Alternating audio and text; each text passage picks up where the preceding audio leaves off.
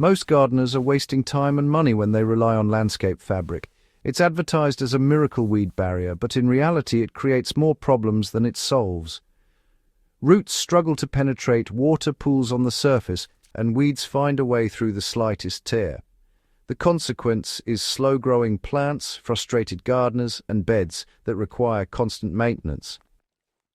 I've seen this happen over and over in backyard gardens, raised beds, and even container systems. That's why I started experimenting with a much older, simpler approach, one used long before woven fabrics existed. And honestly, it works better.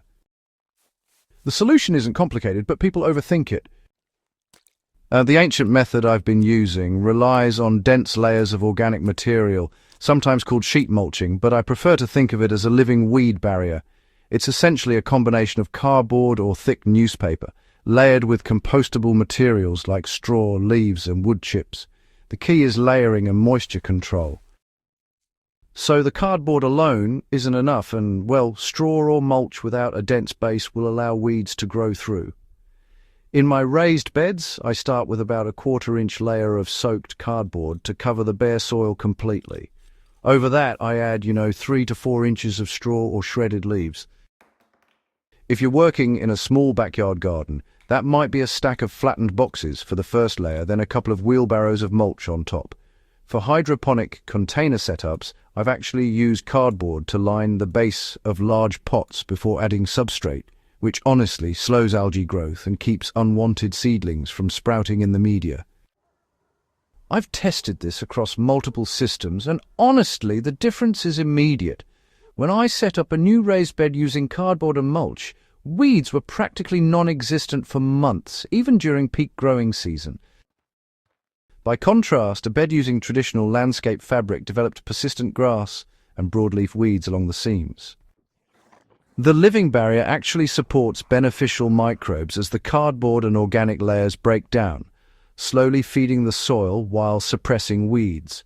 In hydroponic setups, lining containers with cardboard prevents light from reaching the surface of the medium, which limits algae and moss that often compete with seedlings for nutrients.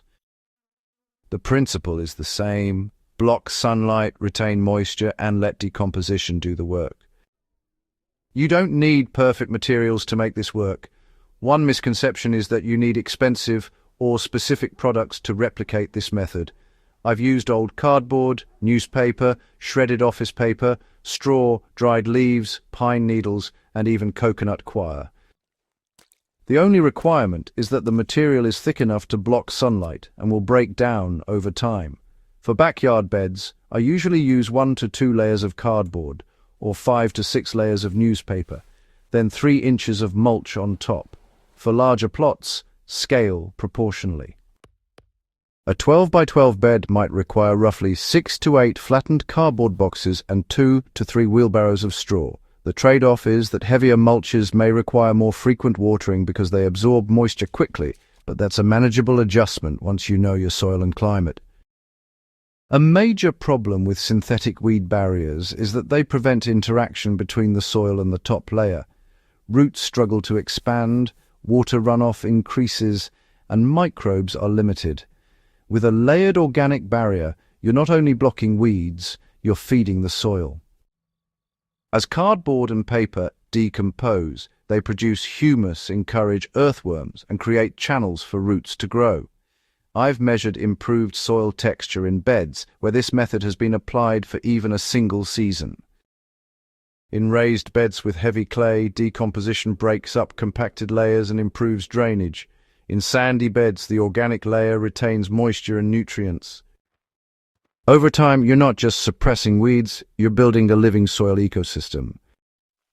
You have to manage moisture carefully for this to work. I've lost experiments by forgetting this step. If the cardboard or paper layer dries out completely, it won't suppress weeds effectively, and decomposition slows. After laying the barrier, I lightly soak it with a hose, making sure water reaches the soil underneath. Then I add the mulch on top and water again. For raised beds in hot climates, I might water every 2 to 3 days for the first week to keep the layer damp. In hydro systems, I mist the cardboard layer daily to maintain humidity without oversaturating the medium. The moisture not only aids decomposition, but also keeps weed seeds from germinating on the surface. So, this method isn't exactly permanent, depending on what materials you use, and honestly, your local climate. The cardboard or newspaper layer might last anywhere from 3 to 6 months. The mulch on top will also gradually break down throughout the season. But that's actually an advantage because as the material decomposes, it ends up feeding the soil.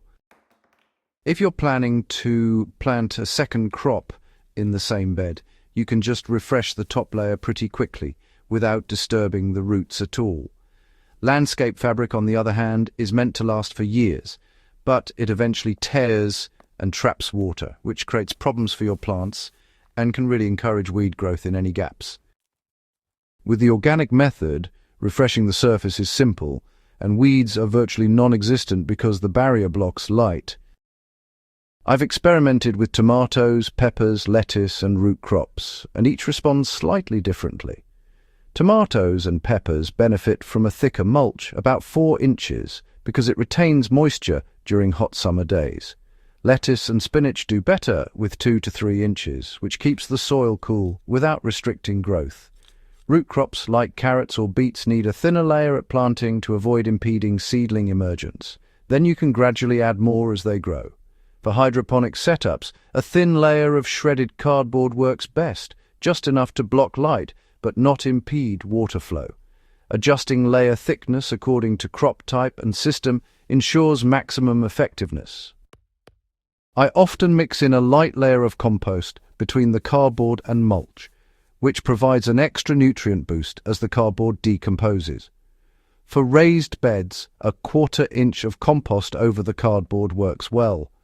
In hydro systems, a lightly fermented soil slurry can be added to the base substrate along with the cardboard lining.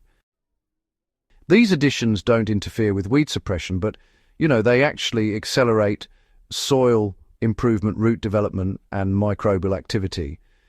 The combination of blocking weeds and feeding the soil is what makes this method far superior to landscape fabric in terms of plant health and productivity. The biggest misconception is that synthetic equals easier. People often assume that laying down fabric is, low effort and will solve weed problems permanently. But in reality, it often creates more maintenance. Seams tear, water pools, and weeds, exploit every gap. With cardboard and organic layers, you have a solution that works immediately, feeds the soil, and can be maintained easily by simply refreshing the top layer. It's low-tech, inexpensive, and honestly, much more effective. The effort spent initially is really minimal compared to the years of frustration fabric can cause. If you're serious about growing food, investing in living soil, and keeping weeds under control without constant labor, this ancient method is absolutely worth adopting. It works in backyard gardens, raised beds, and even hydroponic containers. The principle is simple, really. Block sunlight, retain moisture, and feed the soil as the barrier decomposes. Over time, your soil becomes healthier, roots grow deeper, and weed management becomes almost effortless. Landscape fabric might look neat, but honestly, it doesn't support life the way this method does.